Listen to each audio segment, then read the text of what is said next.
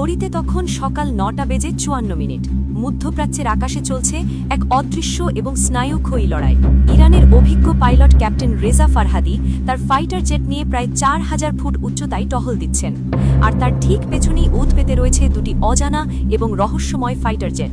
তিনি কোনোভাবেই বুঝতে পারছেন না এই ফাইটার জেটগুলো কাদের, কিন্তু একটা বিষয় দিনের আলোর মতো পরিষ্কার: ওরা তাকে অনুসরণ করছে বা তাড়া করছে। সাধারণত এমন পরিস্থিতিতে সতর্ক বার্তা দিলে অচেনা জেট দ্রুত এলাকা ছেড়ে চলে যায়, কিন্তু এখানে ঘটছে ঠিক উল্টোটা। তারা কোনোভাবেই সরে যাচ্ছে না, বরং কাছাকাছি অবস্থান ধরে রেখে তাকে তীক্ষ্ণভাবে পর্যবেক্ষণ করছে। এই মুহূর্তে ক্যাপ্টেন রেজার মাথায় একটাই প্রশ্ন ঘুরপাক খাচ্ছে: এই জেটগুলো এলো কোথা থেকে, আর কেনই বা তারা স্পর্ধার সঙ্গে ইরানের আকাশে ঘুরছে?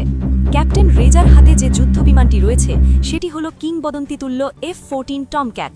একসময় বিশ্বের সবচেয়ে শক্তিশালী যুদ্ধবিমান হিসাবে পরিচিত এই বিমানগুলো ১৯৭০-এর পর থেকেই ইরানের বহরে রয়েছে।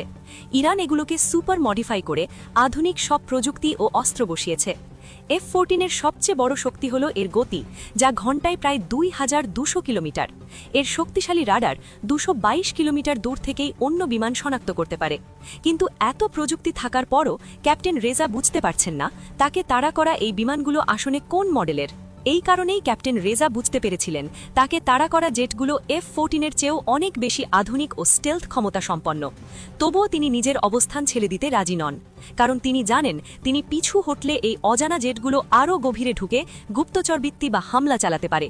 তাই তিনি আকাশে জিগজ্যাগ ম্যানুভার করছেন, কখনো ওপরে উঠছেন তো কখনো নিচে নামছেন, যাতে অজানা জেটগুলো তাকে টার্গেট লক করতে না পারে। একই সঙ্গে তিনি হেডকোয়ার্টারের সাহায্যের অপেক্ষা করছেন। ইরানের এয়ার কমান্ড বেস থেকে তাকে জানানো হয় মাত্র ২ মিনিটের মধ্যেই আরও দুটি যুদ্ধবিমান সেখানে পৌঁছে যাবে। এই ২ মিনিট যেন ক্যাপ্টেন রেজার কাছে অনন্তকাল মনে হচ্ছিল, কিন্তু অবশেষে আকাশে মেঘ চিরে হাজির হয় আরও দুটি ফাইটার জেট। ক্যাপ্টেন আলী আসগার এবং ক্যাপ্টেন আমির এসে পৌঁছান রাশিয়ার তৈরি ভয়ঙ্কর MiG-29 নিয়ে। কাছাকাছি দূরত্বের আকাশযুদ্ধ বা ডগ ফাইটে MiG-29-এর জুড়ি মেলা ভার। এগুলো খুব অল্প জায়গায় দ্রুত ঘুরতে পারে, চোখের পলকে টার্গেট লক করে আক্রমণ করতে পারে। এবার ৩টি ইরানি যুদ্ধবিমান একযোগে ওই অজানা জেটগুলোর সামনে পাহাড়ের মতো দাঁড়িয়ে যায়। রেডিওর মাধ্যমে স্পষ্টভাবে চূড়ান্ত সতর্কবার্তা দেওয়া হয়: আপনারা ইরানের আকাশসীমা ত্যাগ করুন, আপনাদের ২ মিনিট সময় দেওয়া হলো। কিন্তু আশ্চর্যের বিষয়, ওই জেটগুলো কোনো প্রতিক্রিয়াই দেখায় না, তারা আগের মতোই উড়তে থাকে। পাইলটরা বুঝতে পারেন পরিস্থিতি এবার নিয়ন্ত্রণের বাইরে চলে যাচ্ছে।